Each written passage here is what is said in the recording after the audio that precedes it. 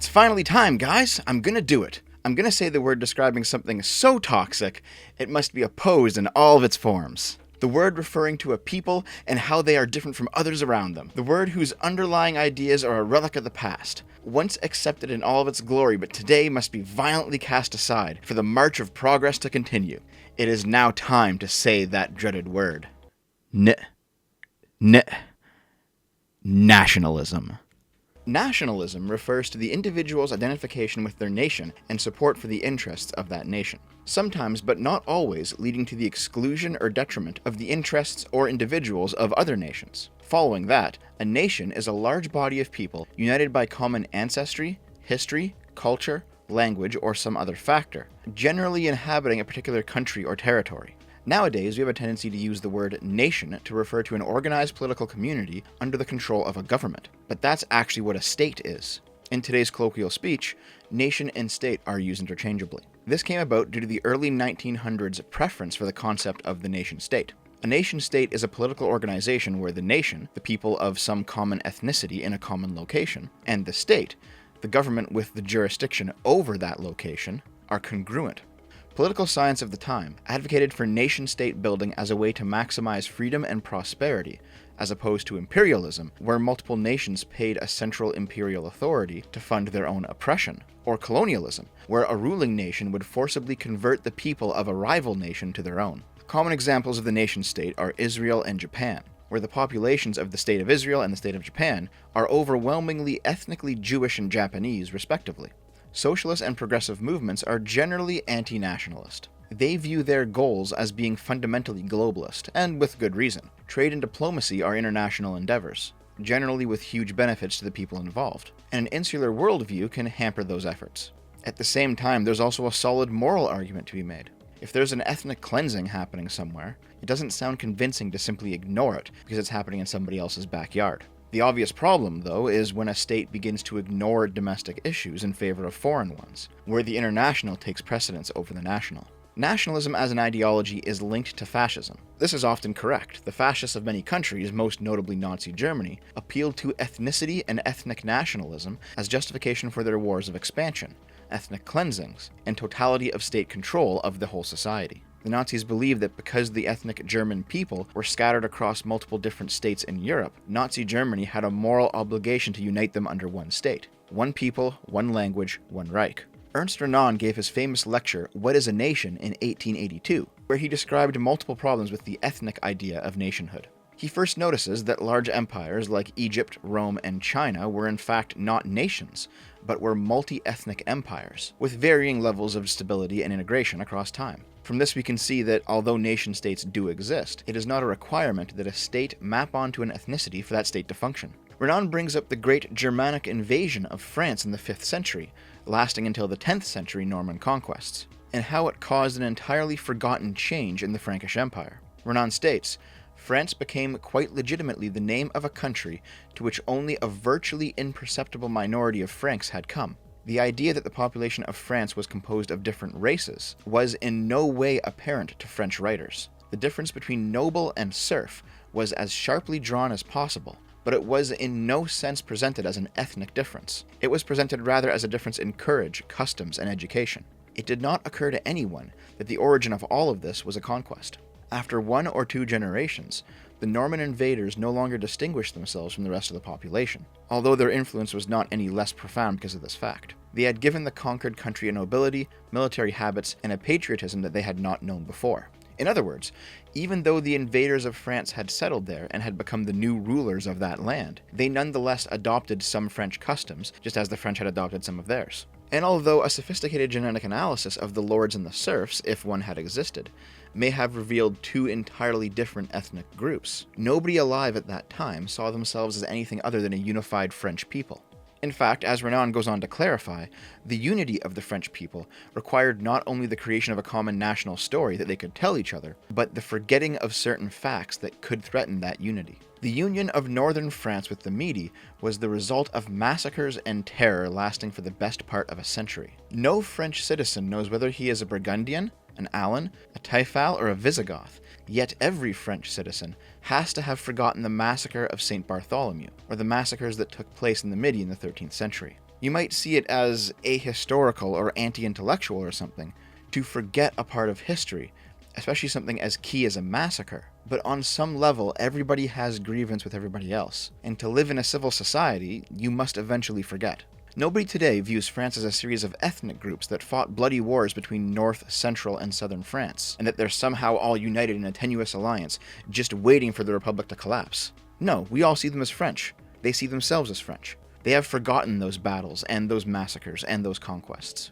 Renan also takes aim at the idea that language should be some universal unifying factor. To that, he says, nothing could be more false. Prussia, where only German is now spoken, spoke Slav a few centuries ago. In Wales, English is spoken. Gaul and Spain speak the same primitive dialects of Alba Longa. Egypt speaks Arabic. Slaves often speak the same language as their masters, but are often enough a different race to that of their masters. The point here is that race and language can be the basis for a nation, but it is not the basis to force a nation where one is not wanted by that population. Renan offers several examples of this in action. In our own day, the day of 1882 obviously, we have seen Italy unified through its defeats and the Ottoman Empire destroyed by its victories. Each defeat advanced the cause of Italy. Each victory spelled doom for the Ottomans. For Italy is a nation, and the Ottomans outside of the Turks in Asia Minor is not one. How is it that Switzerland, which has 3 languages, 2 religions, and 3 or 4 races, is a nation, while Tuscany, which is so homogeneous, is not one?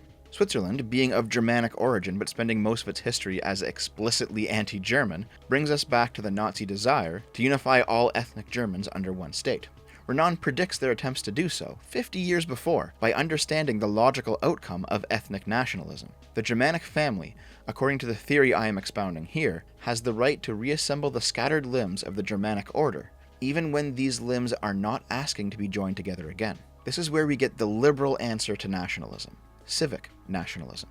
It's the idea that a nation is not based on a race, or an ethnicity, or a language, or a historic location, but rather on the shared liberal values, principles, and a willingness to uphold those political institutions. This idea is, in my opinion, one of the greatest French contributions to the liberal tradition. The English liberals have a lot going for them, don't get me wrong. They started the tradition, and I think Locke is their greatest writer. But in my opinion, it would have been a lot harder for the English to come up with civic nationalism, mainly because of the differences in their political structures. As we talked about earlier, nationalism relies, on some level, on the ability to forget past slights. To say that those battles, those massacres, those atrocities were in the past, done by different individuals, and for better or worse, were unified now. A state of affairs that people on all sides must voluntarily come to if that nation is to survive. But the civil structures of Great Britain, of Canada, of the United States are not nation-states, but instead are multinational unions. The British are not some homogenizing union of Britons, forgetting about the existence of England, Scotland, and Wales. They are a political union of distinct nations, each with their own national pride. The United States is not a state, it is 50 states, in alliance for a common cause. Canada rests atop a delicate balance of English and French ethnic interests, agreed upon to end a war. It's Renan who first understood that lasting peace only comes when people forget their pasts, and in doing so, forget the reasons to oppose their neighbors. If you're an English liberal getting mad at me talking about this, don't worry about it. Most of the rest of French philosophy is garbage, you're fine. However, the progressive and the socialist reject nationalism in all of its forms, both ethnic and civil, and in doing so, rejects the open, liberal democratic society. They understand that a society is destroyed by ethnic tension, and so the civic national prescription of letting bygones be bygones has to be suppressed. This is why racial agitators exist. People who seek to constantly dredge up the history of slavery in the United States hundreds of years later, or those professional victims who divide people into oppressed and oppressor classes in order to sow disunity. Let's be clear though, unity is not the greatest value. There is certainly a time and place for disunity. Let's say one person murders another. Before the blood is cold is not the time to say, hey, let bygones be bygones.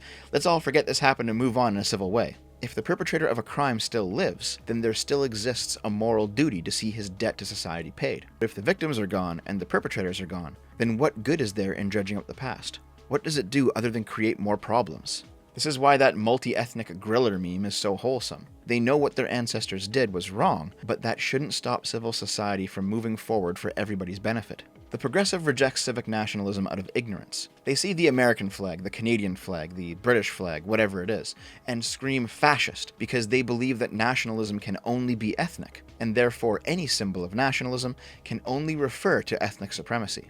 Of course, they're wrong.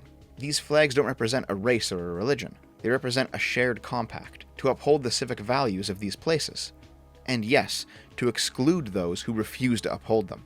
The socialist rejects civic nationalism because civic nationalism represents one of the greatest threats to the socialist project. Renan finishes his lecture by saying, "Man is everything in the formation of this sacred thing which is called a people. Nothing purely material suffices for it. A nation is a spiritual principle, the outcome of the profound complications of history.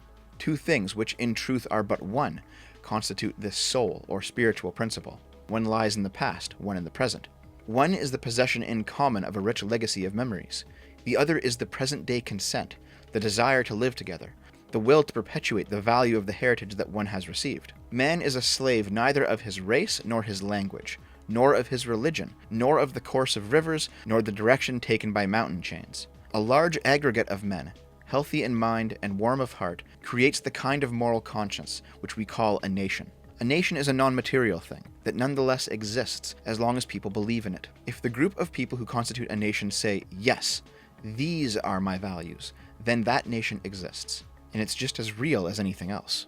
And the socialist, in aiming for a worldwide workers' revolution in totality, must fundamentally be anti-every nation, or to be more precise, must work to craft an entirely different narrative for people to believe in, the narrative of the revolutionary working class. Which is confusing to me, because even as these people reject nationalism as being inherently fascist, even though it's not, they're ultimately still hyper-nationalistic when it comes to indigenous rights in Europe-colonized countries. Despite their outward hatred of nationalism, when it comes to the status of, say, indigenous reservations, land claims, racial tensions, they suddenly revert to a level of blood and soil rhetoric that would make a Nazi blush. I thought progress was moving past the idea that ancestral ties to specific tracts of land gave those with the blood of a chosen race unique, exclusive, and spiritual claims to that land. And yet these people are happy to jump backwards as soon as the claimant has brown skin. For those of you who don't know, Canada is responsible for the residential school system. I talked about it in my Canada 150 video, but that was like 4 years ago. As the history goes, the government of Canada and the Catholic Church ran a series of schools, the residential schools, for Indigenous children. In 1969, many of the schools were closed, and the ones that stayed open underwent some much-needed reforms. By 1996, the final school had closed. From the 1880s up until that Reformation point in 1969, the residential schools carried out an ethnic cleansing of the Indigenous population of Canada. Indigenous children were taken from their parents and placed into these schools where they could be re-educated to think, speak, and act European. Additionally, there is solid evidence of rampant physical and sexual abuse of the children at these schools. Around the same time, the USA was enshrining the national rights of its indigenous populations as recognized ethnic nations within their multinational union. Canada would not do the same until 1985.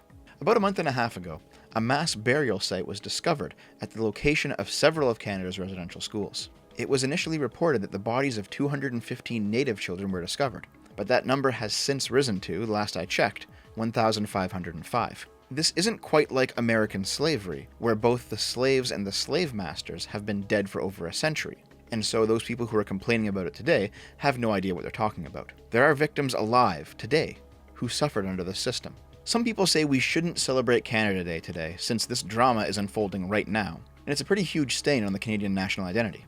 Fair enough. Those sane people would rather see a commemoration of those dead kids. I can understand that. I'm assuming you're probably an American listening to this right now, based on the demographics that YouTube gives me.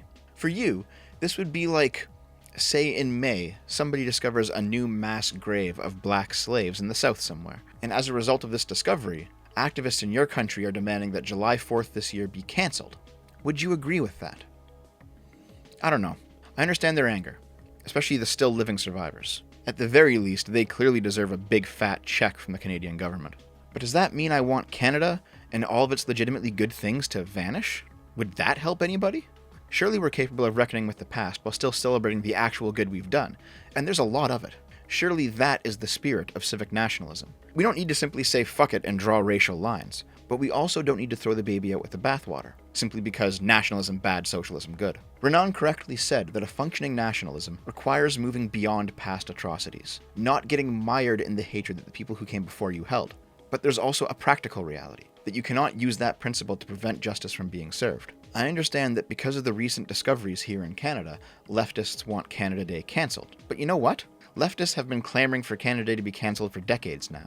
They're using the legitimacy of a recent event to bolster their voice. And the truth is, if Canada Day is cancelled this year for this reason, then they will cancel it every year for this reason, because their goal is ultimately to destroy civic nationalism. They're anti-liberal, and that, for me, is reason enough to oppose them. I recognize all the bad that my country has done. I recognize that there are still things we can do today to right those wrongs. And in that spirit, explicitly, I am celebrating Canada Day today. Thanks for listening, guys. I hope you enjoyed the video. Speaking of Canada Day, I will be doing a Canada Day stream tonight. Me and my friends are going to play the indie game Death Road to Canada. We play it every year on July 1st on Twitch. Not going to be talking about politics tonight. We're going to be hanging out, talking with the chat, and having a good time. So please consider dropping by, twitch.tv/GameBoomers. I'll see you there. Thanks very much for listening. I love you.